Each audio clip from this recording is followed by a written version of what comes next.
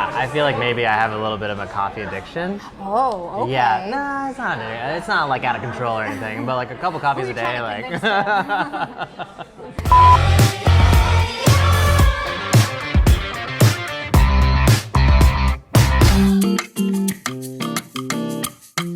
So Tim, welcome. Thank you for joining me. And first off, congratulations on the new album, Le Soir. Is that sounding? Thank you, and yes, that's correct. I think that's pretty good. Yeah. I mean, you're gonna have to have someone like from France, but I think it's good. Okay, so if I have your check, stamp of approval, that's all that I need. I never took French, but as far as I understand, the night. Yes. Okay, amazing. The night, at night, the evening. Yeah. So while I will wait for your real answer on it, but I'm most curious, what is your favorite like late night food or like midnight snack? What do you usually go for?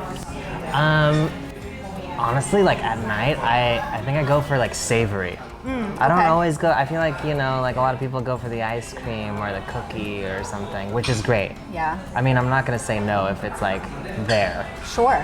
But if you had your choice, you're going. My choice, I'd have like a a leftover mozzarella stick or something. Oh no, that feels like an interesting option. What do they say? Never yuck anybody's yum. Yeah. But a leftover mozzarella stick, because I always feel like those are at their peak. It's true. Existence when they're kind of like fresh and that cheese is a little bit. But I will say, I get a little nervous eating mozzarella sticks sometimes because that cheese is so stretchy. Like I choke on it. Is this something you ever experience? Is this a thing, or is this just like a me thing? No, it's not tiramisu or anything. It's just a cheese stick, right? Yeah, well, so because it's so stringy, I don't know. That's a me thing.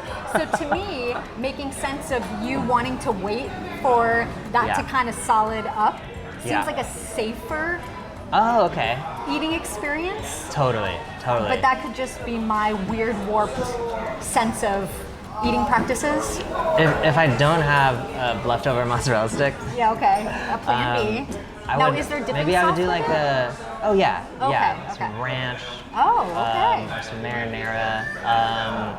But I think like cold pizza is definitely my vibe. I feel like I'm sensing a theme.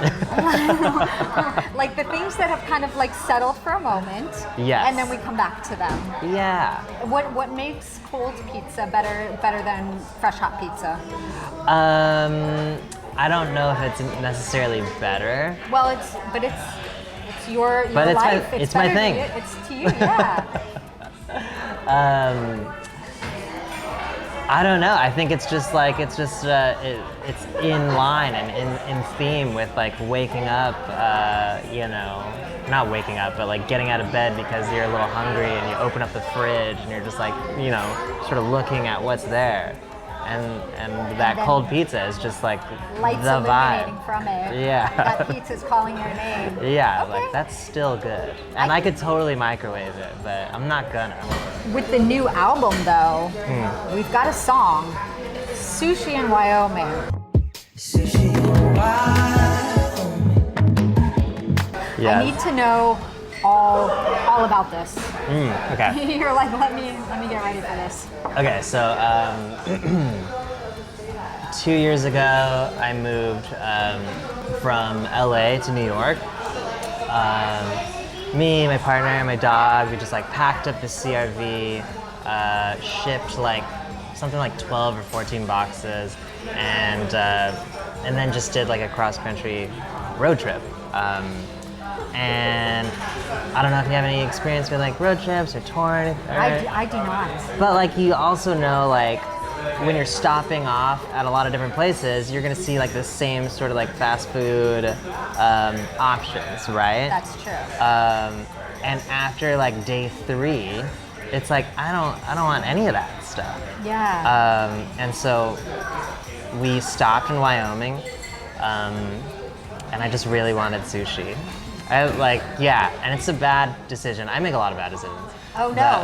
Wait, why was like that? food decisions. Why was that a bad decision? And we're not going to shout out the place unless you liked it. But was the sushi was it an interesting choice to get sushi in Wyoming? No shade to Wyoming. I mean, there's just like no body of water like in the general vicinity of Wyoming, I think.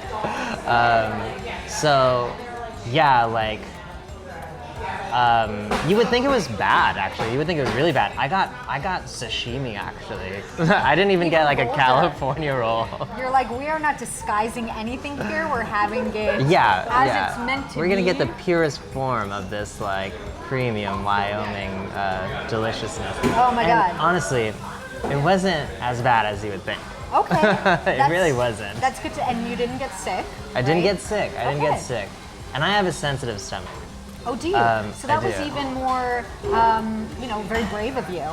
You know, I was like moving, I was like in a different like headspace. I wanted to, I was like, I'm gonna try new things. Sushi in Wyoming. And then at what point in that meal of Wyoming grade sashimi did you say this deserves a song? So like, I think we were at the dinner table or something, and I just said like sushi Wyoming, and I was like, that sounds interesting, and I wrote it down in my notes with no real concept of it.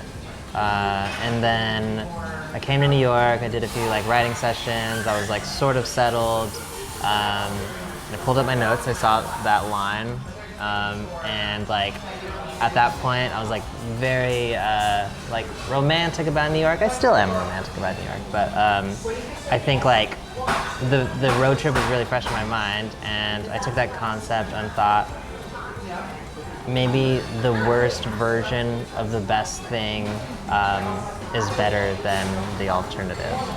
I like that. Yeah. It's very beautiful. You took like a weird moment and made it into something very poetic. Yeah, that's You're songwriting. Like, that's kind of what I did. Yeah. You said that you made some other weird decisions on the road trip with food. Are there any others that make remarkable situations? Maybe like Mexican food anywhere other than like California in the U.S. is going to be not as good. So kind of your plan in your travels was saying, hey, I'm in a state where this food technically doesn't really belong. Yeah. Let's eat it. Right. Like Okay. let's be surprised or hope to be surprised. Yeah. It's very adventurous.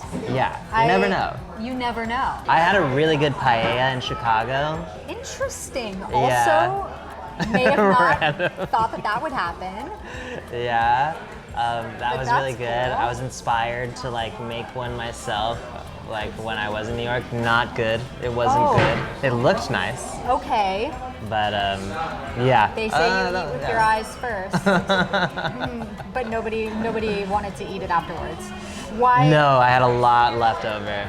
Oh dear. So you made this for other people as well? Yeah. No, it was like you have to kind of commit. It's a whole thing. You have to commit. Yeah. And the thing is, like, I'm not so well versed in paella. I had one really exceptional one in Chicago, and then I thought, oh yeah, I'll do this myself. But well, it might be a practice thing. You know, Yeah. you can't necessarily nail it on the first try. Totally. It's ambitious, and we hope for the best. But maybe it's like, okay, we'll try it again at one time, and tell new people about it, so that the other ones are like, no thanks, we had the first one, Tim. Like, not interested. Yeah.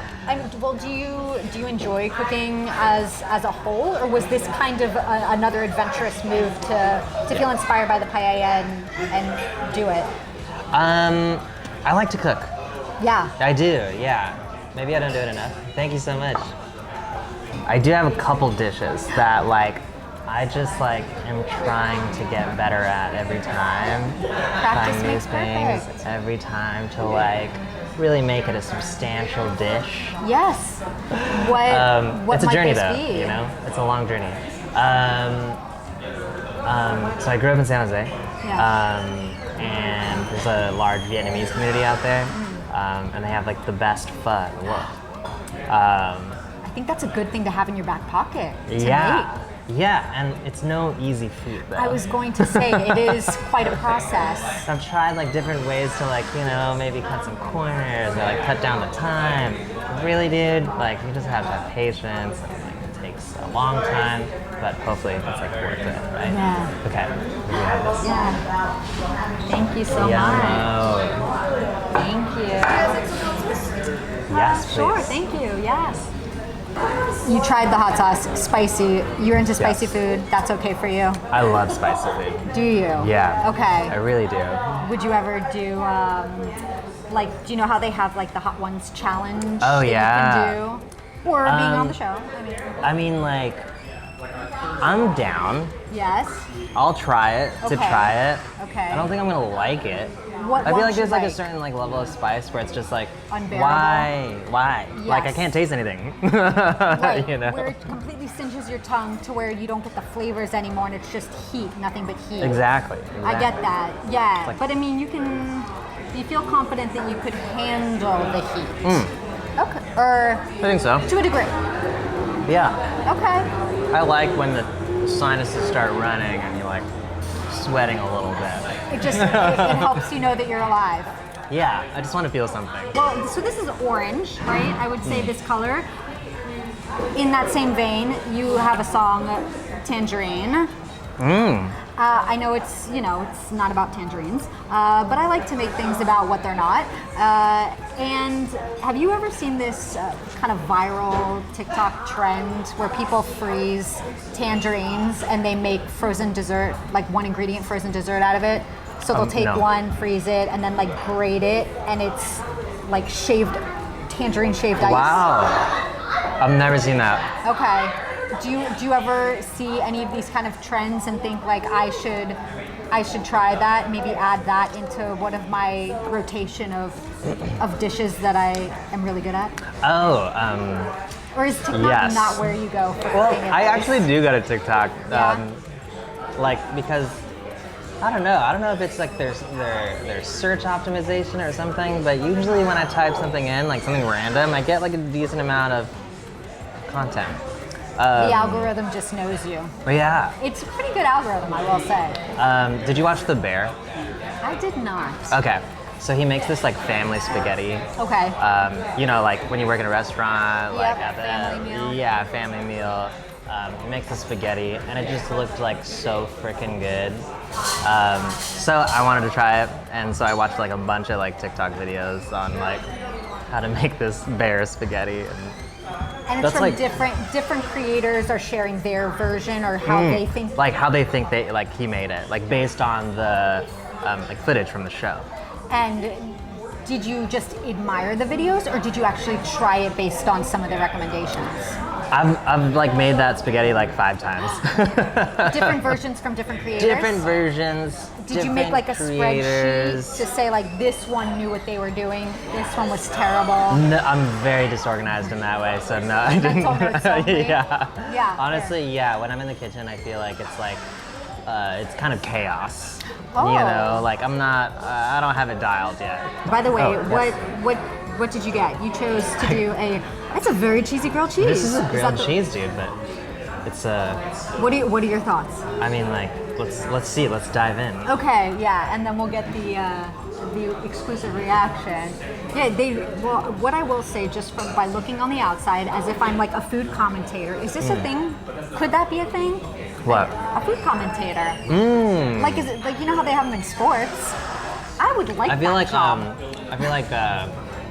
oh yeah, that's good. Yeah. I like that. Okay, aspirational job, food commentator. I feel like a lot of, for like- who knows what. Like YouTube, like foodies or whatever, like they always have their words, Well, now that you say it, I think that there are a lot of food commentators on the internet, so I'll keep it to myself. Well- But what I would surmise, just from looking, is that they are not skimping on the cheese. Would They really I aren't. would I be correct in that assumption? Yes, Okay. absolutely. Cool, and it looks like a variety of different cheeses too, so kind of keeping you guessing, keeping it fresh.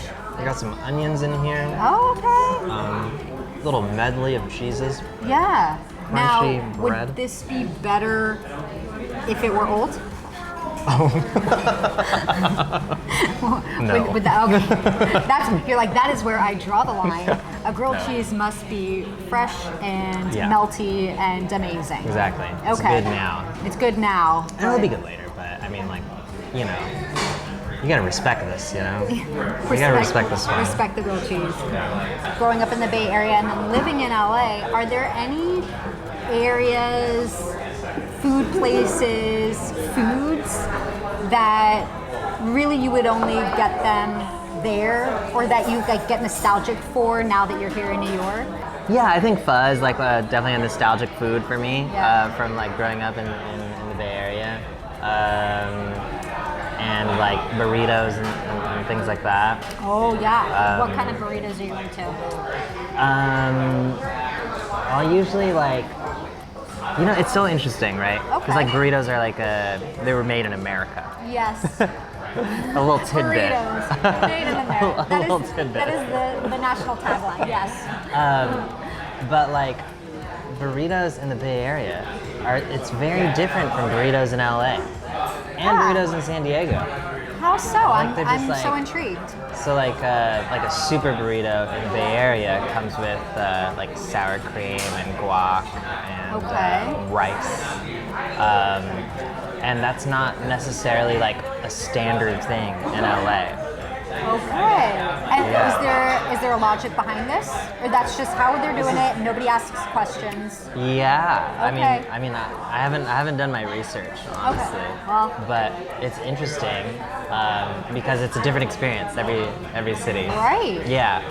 Okay, so they're doing like kind of the works situation, and then in like LA, is it a little more tailored down? You know, the more south you go, I feel like the more authentic it gets to That would like make sense. what you're getting like in Mexico. Right, that would make sense. They also don't really do California burritos in the Bay Area. I mean, I'm sure like a few people do. Yeah. But like the whole like French fries in the burrito situation. Okay. Definitely made in America. Yeah. I don't think that's authentic to Mexican cuisine. Yeah. Sounds fun though. But it's huge in San Diego. Yeah. Like it's like a staple. Like everyone does it. Wow. Okay. Yeah. So that would be something that you would definitely get when you're there. Yeah. Have you had any burritos out here? Yeah. And you're like, no. You know, I haven't found my spots yet. One thing that New Yorkers do go crazy about, which you also have a song title, is coffee. How do you take your coffee? Do you drink coffee? Mm-hmm. Okay. I do. Yeah, I feel like maybe I have a little bit of a coffee addiction. Oh, okay. Yeah. No, it's not. It's not like out of control or anything, but like a couple coffees a day, like. Do you? With we won't call it an addiction. We'll call it a love and a passion. Yes. For coffee. Yeah. Do you kind of like different variety of that throughout the day to switch things up, or do you kind of go through one so note? I think like it sort of depends. Okay. I have a French press. Oh. I have an espresso machine, you know, for like the quick run and gun situations. Yes.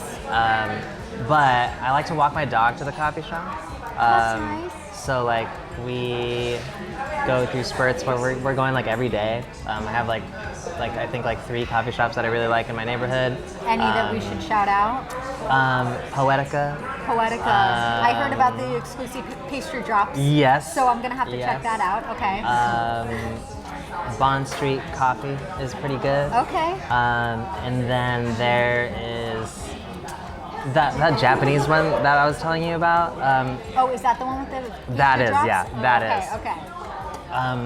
But I don't know what the name is. Like they don't have like a name really plastered anywhere. Oh, is it kind of like the sure. secret garden where you just have to know about it and Yeah, find I think it? so. Okay. It's like not on the main street. It's like a few doors down, and it's like sort of in the neighborhood, so it's like random. And so when we go to these places, what are we ordering?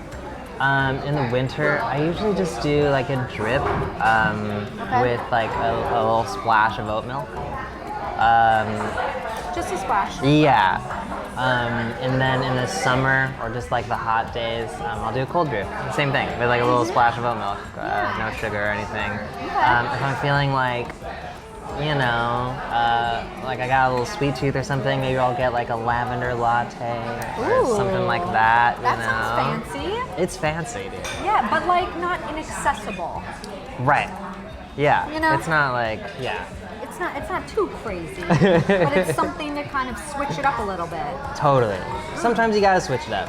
And then like, yeah, so I don't know, a morning coffee, then like a midday pick-me-up is sort of the vibe, like on a good day.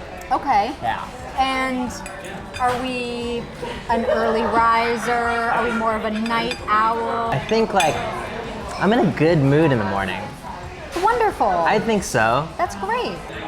But I also like the night too, you know? I mean, but the thing is, like, I've been having a lot of trouble sleeping. Oh, okay. A little personal.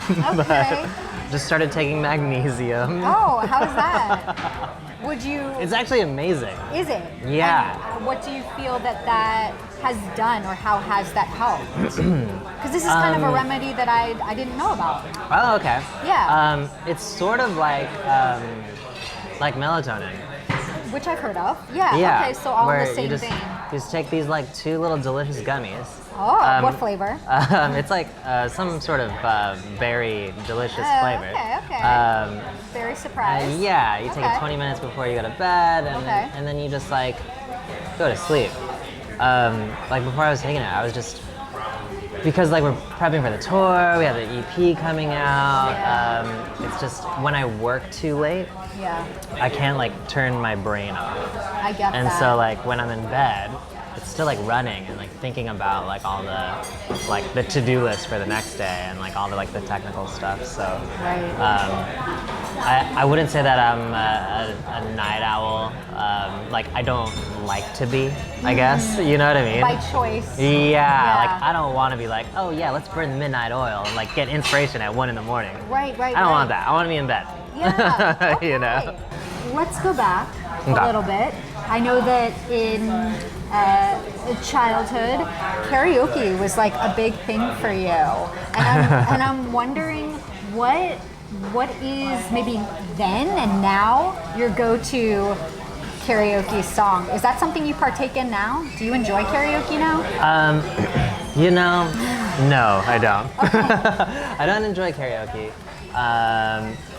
I'm just not good at it. I don't know. That's I'm not really interesting. good at karaoke. I was like always like a shy kid, so I was always around it, like growing up like in a sort of like Filipino household. You know, my mom is like sort of naturally a good singer. She would sing all like the, you know, Whitney Houston like power ballads and stuff like that. Wonderful. My sisters are really good at it. And I was just like sort of shy. I didn't really start singing until I was like an adult, really. Is that right? Yeah, I was just like more of a guitarist or a drummer in a band, like the guy on the side, like writing the songs. A little but behind the scenes. I didn't really want to be like the singer. What makes somebody good at it, technically? Because I'm I'll tell assuming you. it's not necessarily the singing ability. Because Has nothing to do with that singing. you've got nailed down. So that's why I was a little confused, because I'm like, well, it's not about the vocals, because you have that. No, it's not about the vocals at all. It's about the performance, man. It's about the, you know, selling it, right? Yeah. And you're like, I don't want to be overly performative. Yeah, I guess so. That's not your Yeah, it's kind of lame now that I think about it. Like, it's like a fun activity, but because it's my career, I just have a different relationship with singing. That's fair. So it's hard. I think it's hard for me to like get in that like The headspace more just of like it. fun, like whatever space. Yes. You know what I mean? Yes. Like if I'm gonna sing, I'm gonna like fucking like sing it and I'm gonna Yeah. mean it and you're Yeah. gonna feel it. Yeah. Yeah. But I didn't want to just karaoke- throw all that energy away for karaoke. Exactly. Yeah. Exactly. I get it. But I feel like you're I do have songs. helping. Oh, okay. I do have a couple songs. Oh, okay. You're like, if I must. Like if I have to. Because like I feel like when you go to karaoke, like your friends are always like pressuring you, right? This is also I hate another it. reason why I avoid these things. Yeah, they're just I like, don't come want to on, be it's fun. Yeah. So You're like up there I crying. I know, I'm This just like is so fun. So I got a couple in the back. Okay. Hit Me Baby One More Time.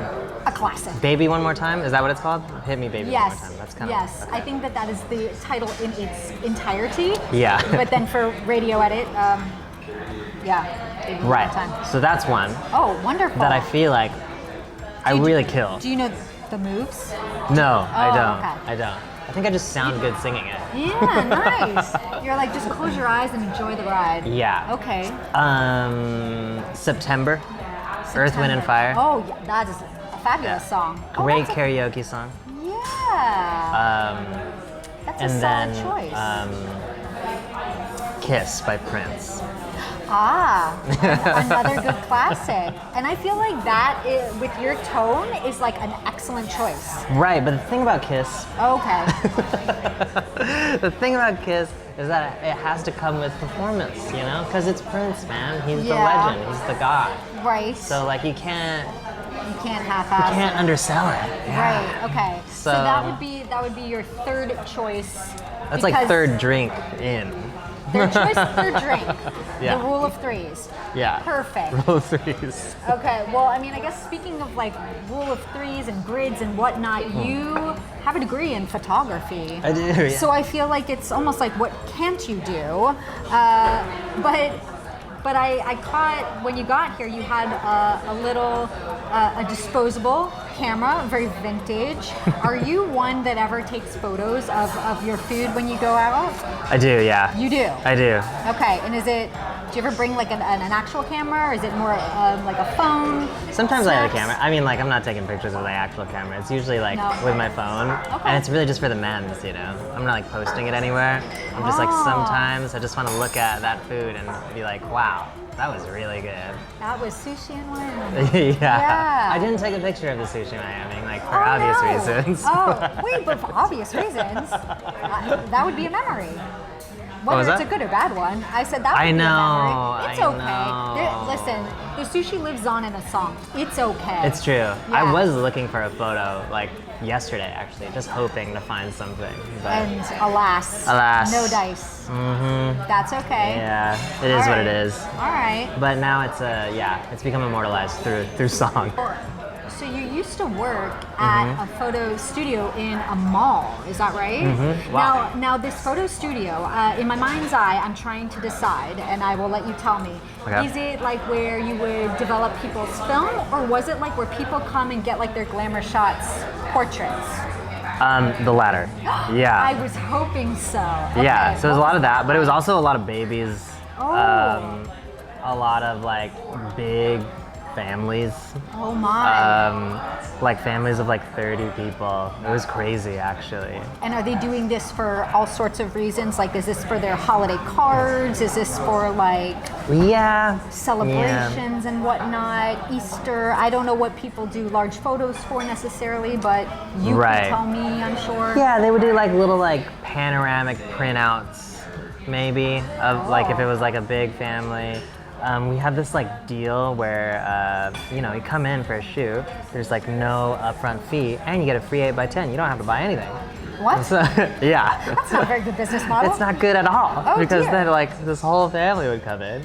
I would pose them. Pictures were great. They loved them. They got their free 8x10, and then they were out the door. But you got paid regardless, right? I got paid. Okay. I got paid. So That it was wasn't fine. like, it wasn't like you were working on commissions. Yeah, I mean, I Okay. was a little bit, but I mean, like, Oh. yeah, it didn't matter. I mean, Right. like, I would do the same thing. Yeah. Oh my gosh. Any crazy or wild stories that happened there? Let me think here. Okay. Um, Babies seem like they would be a hard one to do, though, right? They're tough. Yeah, because sometimes they would bring them in like Like already screaming and crying. they were just born. Oh my. Very fresh. Like fresh little. Oh, does that You know? become very? I would be so nervous because I'd be Yeah. like, oh, you're so fragile. You gotta like curate the environment. You know what I mean? Do they train you to do that at the studio? I had a really good manager Okay. that helped me out.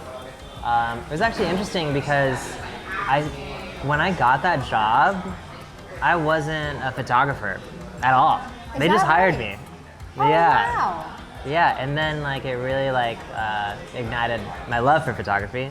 I was a business major at the time, and I just like switched because I was like, yeah, I want to do photography because like I already know it in like sort of a professional capacity. And so yeah, I was taking pictures of these like little babies, like really like being gentle. Sometimes it was like, you know, a 3-year-old and they're just like running around the studio causing havoc. Right. But you learn. Yeah. You know. I mean, I feel like there's no shortage of things that you're excellent at. You play about 1 million different instruments. Is there any instrument that you do not currently play that you are intrigued or have tried and find challenging to play? I would love to like know how to play like an orchestral instrument, like a violin or like a cello, or it's like the same grid. Yes. Different tunings, I guess. Yes. But I feel like those instruments are like the closest to like a voice. Oh, that's interesting. You know, like they're Okay. very like emotive. And I don't know. I think it's so beautiful, and it would just like be such a nice thing to add to my bag, honestly. I love talking about food. My favorite topic. Yes. Another topic that I absolutely love is animals. You have a dog named Joey. Yeah. I need to know all about her. Oh. Does she serve as like a very big inspiration for any of your music? Or I mean, I know we talked about you guys going to get coffees together, but Yeah, she's our bud, and she's 5. I got her thinking that she was a mini golden doodle. Okay. And she super wasn't. Oh. Well, now what? But like, you know, she ended up being just like the best dog in the world. Like she was just like so well behaved and like just loves us so much, and yeah, just really kind, like a good dog. Like everyone after they meet Joey, they're just like, yeah, she really is the best. Oh my gosh. Yeah, and so like when people come to record at my place, or any of my collaborators, any of my team, like my management team, like when they come over, like Joey's just like, you know, she's there all the time. Will she ever make a feature, a cameo in any songs? Well, she's like in a lot of my music videos, actually. Oh, I meant Like vocally. Do you ever see, there's She like... doesn't really bark. Delightful. Truly. Well, I don't know if you've ever seen any of these like crazy, and they're always specifically French Bulldog videos, where it's the little baby French Bulldog, and it sounds like a gremlin or something, and they just sound bonkers. If you don't know what I'm talking about, I'll show you a video afterwards.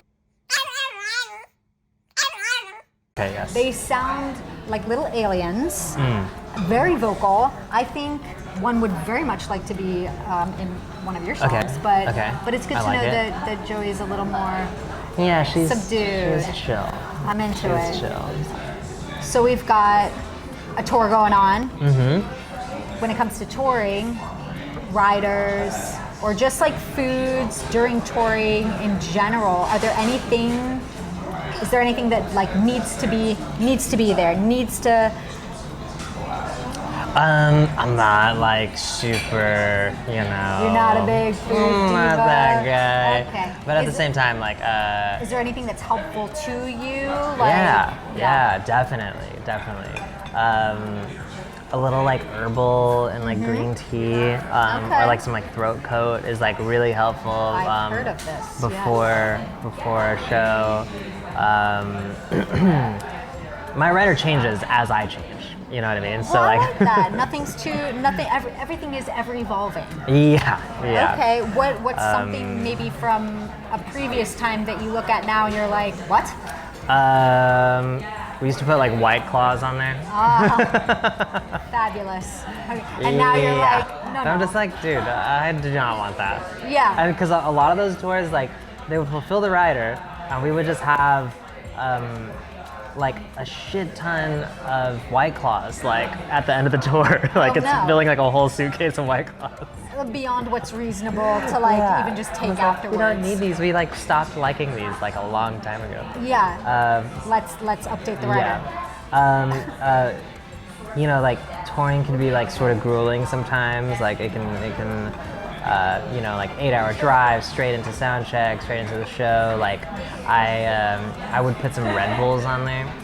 What's that? Red Bulls. Red Bulls, yeah, give you wings and energy. Yeah. Yes, okay. But I stopped drinking those Okay. really. So Another one of the past. one of the past. Yeah. Now it has like veggie platter, Oh. dried fruits. Okay. Obviously the How herbal lovely. teas, water, like hand towels. Yeah, I like bring my own Palo Santo as Do well. you? Yeah, it's just like Clear the energy, clear the space. energy. It's just like sort of like calming. Yeah. Yeah, the green room, like it used to be this place where we would just like invite people and we would be taking shots and like. It's like a party zone. Yeah, it was like a party zone, but man, like it's a sacred space. I you can know. appreciate that. I think that comes with wisdom and experience. Yeah. You had to get that out of your system a bit, right? Right. And we have like occasional things like that, but like, show 8 of like a 20 show tour.